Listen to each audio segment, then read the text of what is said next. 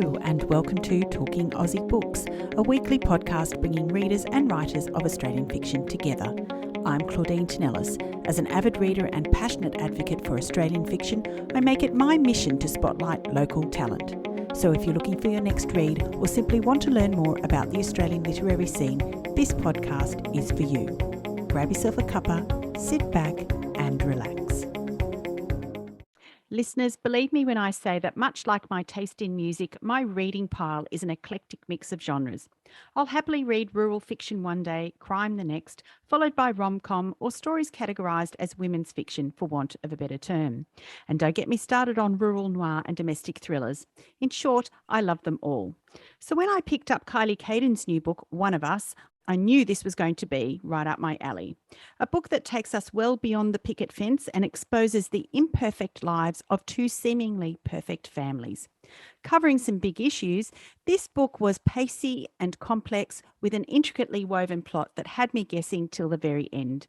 Highly recommended reading for lovers of crime and domestic thrillers. And so it is with great pleasure that I welcome Kylie to the podcast today. Hi, Kylie. Hi, Claudine, and thank you for having me. It's my pleasure. I wanted to say congratulations on the publication of One of Us, your fourth novel now. And if you couldn't tell by my introduction, I absolutely loved this book. For me, this book served to highlight that it's impossible to truly know what's going on in people's lives. And just because a family live in a beautiful house and drive a flashy car or live in an affluent suburb, it rarely signifies a perfect life, does it? Absolutely. Not that I live in an affluent community. I'm in my, middle-class suburban Brisbane suburb, but I do think it's dangerous when we do compare our own lives with the curated image of others, and we're not insta-perfect in reality. So yes, it can be dangerous. So Kylie, can you tell me more about this terrific story and what inspired you to write it? Well, it starts behind, the tall hedges of a gated community, as you said. It begins with a scene of a man bleeding out in his fancy mansion and his wife looking on. And at that stage, the reader doesn't know which of the dodgy husbands that we later meet is actually fighting for life, and, who may have actually done this crime themselves. So that's all revealed as we get to know all the people of this gated community. So we meet two women, mostly. There's a few little, side characters as well, but we meet Gertie, who seems to be everyone's favourite. She's a frazzled mum of three boys, three children. They've got their own quirks. One only eats white food and one can't sit still, and, a few other things going on. And then we have Rachel, who's kind of the polar opposite. She's quite a well-groomed, successful career woman that's got her own business and married an Olympian. So on paper, she's doing, wonderfully well. And yes, their lives intertwine when they bond over the disaster that are their marriages. And they find that even though they're quite different, they have some similarities. So their friendship develops as we unravel some of the secrets that sort of are revealed in this little community. What was the spark of inspiration that got you started writing this story? I kind of meld lots of things together in these books and then kind of distill them down when I find I've got lots of stuff that won't fit and won't be developed to the extent it needs to be. But I do recall one particular scene where I was out on the front lawn. There was a few neighbours looking around, and there was a bit of a incident, a domestic disturbance across the road with a couple that there was a bit of a heated exchange, and a few of the neighbours were discussing, should we do something? Should we intervene? Will that cause the perceived victim any more harm if we were to do that? We all had different prior knowledge of, the two people involved about, oh no, he's a nice guy, he wouldn't do that, or she's this and that. So we all had a different experience to bring to that discussion, and it was just very different how we all had very different views on what was taking place, how acceptable it was. So yeah, that kind of made me realize you really have no idea what's happening, and that was the seed of, I guess, some of the themes in the book. Other things, there's obviously a bit of modern parenting analysis in there. There is strong themes of motherhood, about making sure that parents allow their children to take responsibility for their actions and how much we should protect our kids from the realities of the world, and balancing that with, them taking responsibility when perhaps they make mistakes or make wrong choices. So different models of parenting certainly took me back to early parenting for myself, and those, very self-doubting days where you're making lots of decisions constantly about dropping feeds and bottles and, how do I discipline my children and all that kind of stuff. So yeah, strong theme of differences between women, but also that we all, at the end of the day, are trying to do the best by our kids in whatever way we think that is, and hopefully support each other through that. You've mentioned some of the big themes already, but there were some other themes that I was particularly interested in. Coercive control was one of them, and also narcissism and sexual predators. Kylie, tell me, why were these themes that you wanted to explore in the context of this book? There's basically just a bit of an emergency, I think, in this country with the amount of gender-based violence that we see and don't see. A lot of it isn't on the news. It's not seen as palatable. Occasionally it is, surfacing with, the more ghastly incidences, but I think it's about one a week on average in Australia, which is just very disturbing to me. I think also the old-fashioned idea of domestic violence, even the term violence, assumes that it's physical violence, and the wife that might be down the butcher on the Saturday with a black eye with makeup, is concealing any injuries. But with that, this side of coercive control and gaslighting and manipulation and all the other more insidious psychological aspects that can take place and do take place in marriage and any sort of intimate relationship, it's just far less obvious to the world. It's more insidious. It often can be more dangerous, and I think the victims can often feel a lot more alone because it's not something you talk about.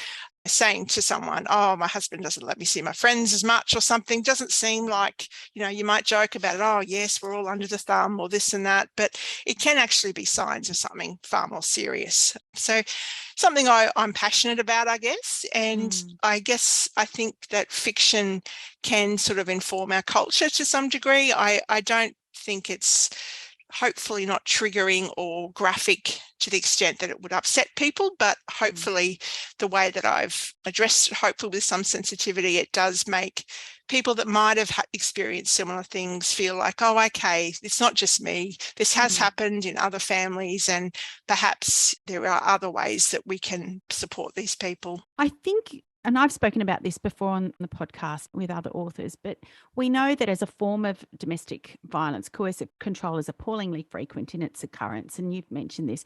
And people often believe that it only happens to certain women and to a lesser extent certain men, but it's incredibly common. And in this book, we essentially have two women who have cause to examine their lives and determine whether they're better off with their husbands in their lives or not. And unsurprisingly, the woman, Rachel, she could easily walk away from her marriage. She was the one that was financially able to, but she was the one that felt the most guilt and who kept making excuses for what was happening. That's not an uncommon feature of coercive control, is it? I wouldn't imagine so. And I think that's part of the nature of the condition. They basically undermine their person's ability to have confidence in their own ability. So a seemingly normal, confident woman that may have, achieved great things in other areas of her life, and however, within the intimate relationship, she's absolutely dependent. And yeah, it's just basically belittling that person to a degree that they really don't trust their own instincts, which in some ways is the most awful thing you could do to someone, is to take that piece of their own confidence away. So the people that say, oh, well, she could have just left. Why didn't they just leave? It just completely infuriates me because it really is very complicated. Yeah. Yeah, complicated, I think, is exactly the way to describe it. But I guess what I marveled about in this story was how realistic Rachel's behavior was in terms of the way she explained away the things that were happening, the things that her husband was doing to her, how she rationalized it not only to herself but to others. And it was almost chilling the way that she was blinded by him. So I wanted to ask you, Kylie, how did you get inside Rachel's head? Thankfully, it's not through personal experience. I'm really chuffed to hear that, because I did try my best to paint that picture, I guess, in a realistic way without it being too in your face. And I do have a psychology background, so I do have a little bit of insight into the cycle of violence in domestic settings. But I think it's a lot. It's just empathy and trying to think of what it would feel like in that situation and kind of put yourself in those shoes. Underneath, we all do want, we do want to stay usually with our husband and the father of our children. It's usually easier and more palatable to society to stay. You're seen as a failure if you divorce in many settings, as if, you couldn't keep a man, or, what was wrong with her, and that sort of thing, which is completely unfair. The status quo is easier to maintain than any change. It takes a lot of courage to change your life in that way. It's also seen as being selfish to some, that, it's going to impact my children, and, why am I more important than my children? In terms of how I got in her head, I don't know. I think it's just on instincts. And I think the husband involved was, not a particularly nice person, but even the worst characters have good traits. So just when they find they might be, completely abhorrent, they go and do something amazing and romantic and wonderful, and you sort of convince yourself that, look, it'll be okay. He's going to turn a corner, all that sort of thing. So no one's black and white, and things aren't that simple, I guess. Yeah. Now, you mentioned it earlier, Kylie, but one of the big themes in this book was motherhood. The idea that particularly appealed to me in this book was, well, not necessarily appealed to me, but resonated with me, was the idea that children are extensions of and reflections of their mothers in many ways. It explored the guilt that we mothers often feel when our children behave badly or do things we don't expect. So I wondered if you could tell me about this and why you wanted to explore it in the context of this novel. I have 3 boys that are very spirited. I love them to death. I do anything for them. They are turning out to be absolutely beautiful young men, but they have driven me, yes, to grey hairs here. Very spirited, very boisterous, very strong-minded. And it is so easy as a mum to almost see that as you said, an extension of your own behaviour. You created them, you're raising them. Who else is it to blame here other than, the person most involved in their life? So I think that's why it's so emotional and so difficult, because every decision about should I allow them so much screen time or whatever the current crisis might be, all seems to reflect back, well, this is only a small thing, but what if all these small things create who this person is, which is kind of important to raise a good community-minded person that's hopefully not going to end up in jail or, somehow not a good person. So that's always been important to me. I'm very sensitive to what others feel. Like, I'm always the mum in the shop saying, get out of the way of the lady with the wheelchair and don't touch all the things. Someone will have to clean that, and all those sort of silly things, because I feel like, well, I wouldn't do that, and I don't want to be responsible for that person having some negativity. So I think it's hard to let go and say, look, this is an independent being. You can try your best, but they're their own person, and just like we can't really be responsible or take any credit for their good things, because it's about them. And the same way that if they do something not so good, that was their choice. They have free will, and we can just try and guide them in the right direction.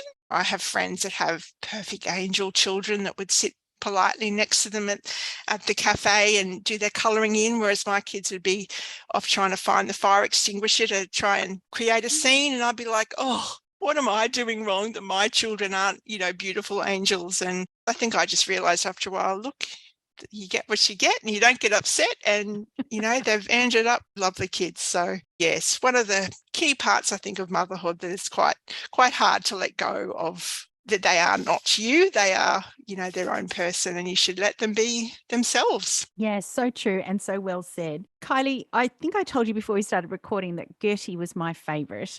She was just such a wonderful character. And I feel much like Gertie in many ways, and I've said this to my children on occasion. Maybe it's a form of emotional blackmail, I'm not sure. But Gertie says that she made her children from scratch. And the overwhelming sense of love and the need to protect that comes with growing a human is so powerful, isn't it? Absolutely. No disrespect to dads. My kids have got a great dad and they serve a very good, purpose in a child's life, but they're not mums.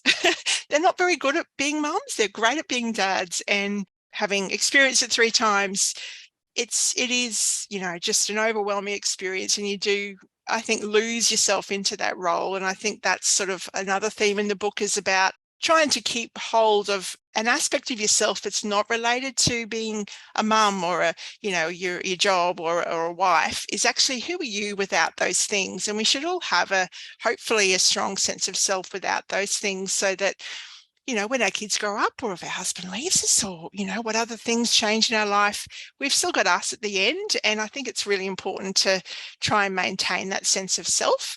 And I think Gertie and Rachel both lost that for different reasons in their marriages when, having kids. And you do get so busy with kids and motherhood, there's just not a lot of time left for yourself. So, yeah, I think it's important to maintain that little cornerstone part of yourself when you have such overwhelming experiences. So, Kylie, the novel is set in Sydney in this exclusive fictional residential gated community called Apple Tree Creek. I wondered, did you have a specific place in mind when you were writing this novel? Not really, and I'm a Brisbane girl. So yes, hopefully you don't look too much into the street names or the how long it took to get to a certain place, because I don't think Google Maps is that good. Because the community I wanted that sense of claustrophobia in a gated community. I wanted that tin can, I think they call it, approach, where basically everyone on the train is a suspect in the murder, like, Agatha Christie or something. So it was all to me about the estate. So who was in there, what they were like. They're all in each other's pockets about things. No one could come in and out without a fob, and, there's this, high walls to keep them all in. So I probably neglected the whole where it was geographically. It didn't matter too much. It just had to be affluent enough to have some very elusive clients, I suppose. That's how it began, I guess, being in Sydney. Fair enough. So, what other research did you have to do to bring this story to the page? It feels like so long ago, Claudine. I'm sure it was long ago. I've just literally handed in my edit for the next novel, and those characters, I could tell you everything about them. and now I'm like, oh, this one, it's the wrong book. That's that book. There was certainly a lot about psychological effects of certain things in marriages. A lot of it, I'm pretty time poor, so I don't actually take on things like historical fiction or complex forensic scenes, because I'm scared I'll get it wrong. And I kind of write what I know, and it was easy for me to draw on, suburban life with mums and the anecdotes that come with, parenting. So that's sort of what I stuck with. But certainly from a police procedural point of view, I do have a detective mate that I pass anything by and flick a message and say, would they do this? Would he interview? What would the dogs do in this scene? And he'd tell me little insights about, and I'd learn lots of interesting things. And please don't look at my search history, because I'll look like I'm some sort of mass murderer. But things, like how the sniffer dogs can only go for a few minutes and then they start panting and they can't sniff anymore, and things like that I was like, oh, that's really cool. So you do find little interesting snippets as you research for books. And I do like them to be realistic, but at the end of the day, if it doesn't suit the story, I just kind of finesse over that bit a little. Fantastic. I love it. Kylie, if there was one thing that you'd like readers to take away from this novel, what would it be? I think I would like women particularly to feel like they're not alone if they're dealing with some complex situations, to feel a bit more empowered. I think the world is changing in terms of certain themes. The attitudes to coercive control are absolutely out there. And I would hope that they would feel a little bit less alone and able to deal with whatever might come their way. Kylie, you might know that there are a lot of writers who listen to this podcast, and I wondered, given all of your experiences, if you had any tips or advice to offer aspiring authors out there. I've learnt so much, and I feel like I haven't even started. I'm just starting my 6th book. I've just finished the 5th, and I still feel like I don't have a clue what I'm up to be honest.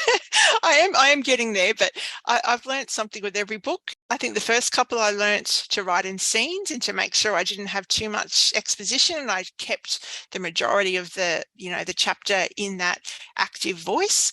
I've learned about editing and how horrible it is, but how important it is to, especially having edits that are specific. So do an edit with, I'm going to just check all my verbs are strong this one, and not just randomly read, because I think you sort of after a while read on cache memory and you're like, yeah, and this happens and he does that, and yeah, this is all great. And you actually go, nah, I'm actually just going to look for tense or what have you. And then you really do realize, oh, look at this, look at that. I'm a big fan of the draw treatment, where you literally just leave it for a week or two and just don't look, because what you thought looked, or, like genius, you come back a couple of weeks later and go, oh, what was I thinking there? So fresh eyes is certainly a very valuable thing to have. And at the end, just be yourself and don't try and emulate your favorite authors or try and get the thesaurus out to have all these big, cool words. I think you just need to be authentically yourself, because only you can write your book your way. And that's what isn't in the world is your story. So to have confidence in yourself, and also don't be afraid to break some rules. I think it's a creative process. It's not meant to be science where you have to stick to this and that. So if you want to flip to third person for a chapter because that suits the story, I'm a big advocate for just doing it. If there's a point to it and it makes the story better and your publisher lets you do it, do what you think it needs to be, the story needs to be. Thank you so much for sharing. That's wonderful advice. You're welcome. Kylie, if listeners wanted to learn more about you and your books, where can they find you? We've all got a website, kyliekaden.com.au, or I'm on Facebook, or, I think I avoid Twitter. Sometimes I feel it's a little bit antsy. You won't find me there very often, but Instagram and I'm always around. Kylie, One of Us was a gripping, insightful look at modern life and the many issues we face as women and mothers in today's society. It was a fabulous read. Thank you for joining me on Talking Aussie Books today. You're more than welcome, Claudine, and thank you so much. That's a wrap, folks. If you enjoyed this podcast episode, please drop me a line via my webpage at claudinetinellis.com, via Instagram, Facebook or Twitter. Alternatively, consider leaving a review on Apple Podcasts, Spotify or Google Podcasts. Until next time, happy reading.